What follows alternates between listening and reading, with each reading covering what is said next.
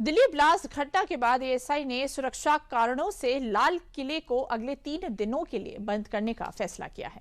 इस दौरान कोई पर्यटक या आम नागरिक परिसर में प्रवेश नहीं कर सकेगा।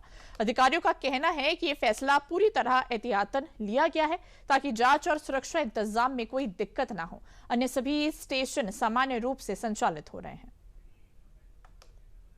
कल शाम दिल्ली के लाल किले के पास हुए धमाके के बाद लाल किले के पास आसपास के कई होटलों में पुलिस सर्च ऑपरेशन भी चला रही है। पिछले कई दिनों में लाल किले के आसपास किन किन लोगों ने चेक इन किया, पुलिस इसकी जानकारी जुटाने में लगी है। साथ ही पुलिस होटलों के मैनेजरों से भी पूछताछ कर रही है।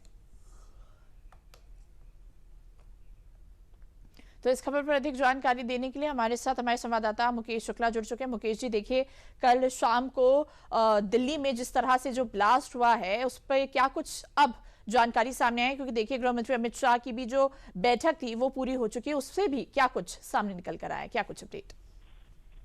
देखिए बरखा, जो एचएम के रेजिडेंस पर ये बैठक हुई थी, इसमें तमाम जो आला अधिकारी थे, डीजीपी जम्मू कश्मीर जो वर्चुअल जुड़े थे, एनआईए के चीफ थे, दिल्ली पुलिस कमिश्नर मौजूद थे, खुद होम सेक्रेटरी यहाँ पर मौजूद थे। तो तमाम लोगों से इनपुट लिए गए हैं कि इसके अंदर किस तरह का एंगल था और कौन कौन इसमें शामिल थे, क्योंकि एक बार पूरी की पूरी रिव्यू की जाती है सिचुएशन और उसके बाद ही आप कोई एक्शन मोड पे जा सकते हैं कि आपको एक्शन लेना है तो किसके खिलाफ लेना है।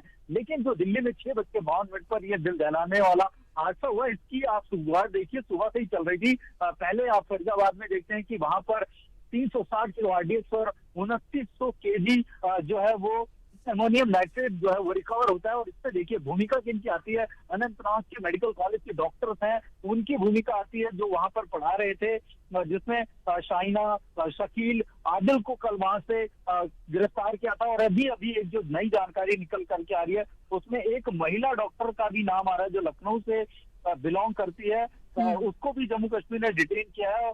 मैं आपको बता दूं, उसको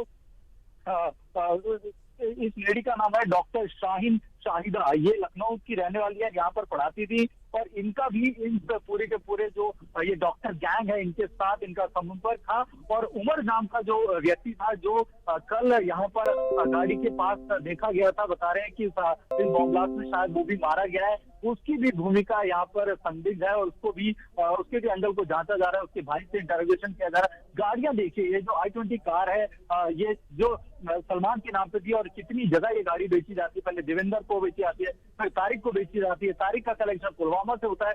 तो अब इन सारे एंगल्स को Delhi police, Haryana police, UP police मिल करके जो है वो तलाशी है। जम्मू कश्मीर लगातार इंटरोगेट कर रही है। पहले अहमदाबाद ने इनपुट दिया जम्मू कश्मीर को कि भाई इस तरह का व्यक्ति आपके यहाँ है, उसकी शिनाख्त पर उसको यहाँ लेकर के आते हैं और फिर आदिल नाम के व्यक्ति की गिरफ्तारी होती है, जहाँ से जखीरा पूरा का पूरा मिलता है आरडीएक्स का।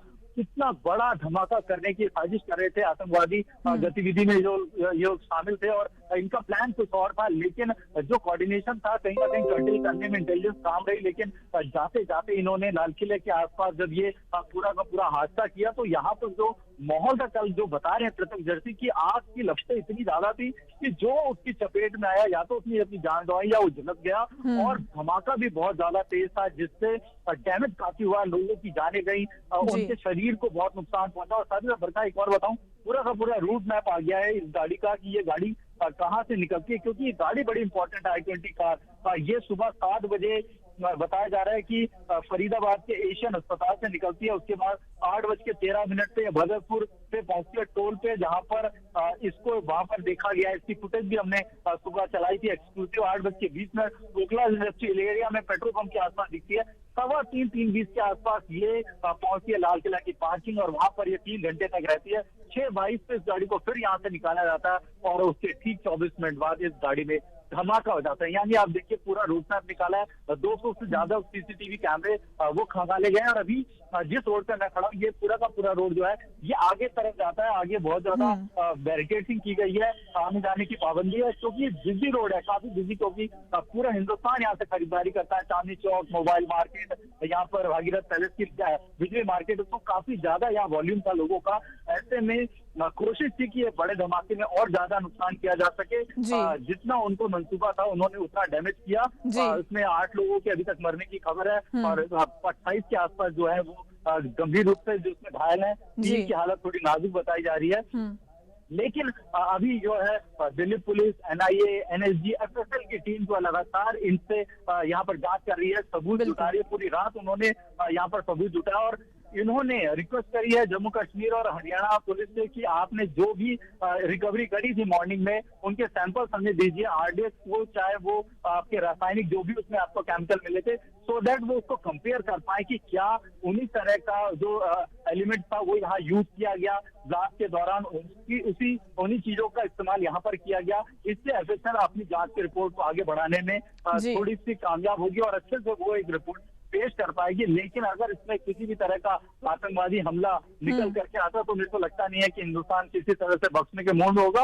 ऑपरेशन सिंदूर लोगों ने देखा है, आगे भी एक बड़ा ऑपरेशन देखने को मिलेगा। बिल्कुल मुकेश, कहने के हम ये कह सकते हैं कि जांच एजेंसी जो ये गाड़ी है उसकी ट्रेसिंग को लेकर लगातार जो जांच पड़ताल है वो कर रही है और अगले 24 घंटे इस केस को लेकर बहुत महत्वपूर्ण माने जा सकते हैं। मुकेश, इन तमाम जानकारियों के लिए आपका बहुत बहुत धन्यवाद। तो समाचारों में आगे बढ़ते हैं। दिल्ली पुलिस धमाके में इस्तेमाल कार के मालिक के रजिस्टर्ड पते पर हरियाणा पहुंची। आरोपी सलमान 2016 से 2020 तक इसी पते पर किराए के फ्लैट में रहता था। किराए के फ्लैट के मालिक के मुताबिक गाड़ी उनके पते पर पंजीकृत तो है, लेकिन आरोपी सलमान ने गाड़ी के स्वामित्व का हस्तांतरण नहीं किया है।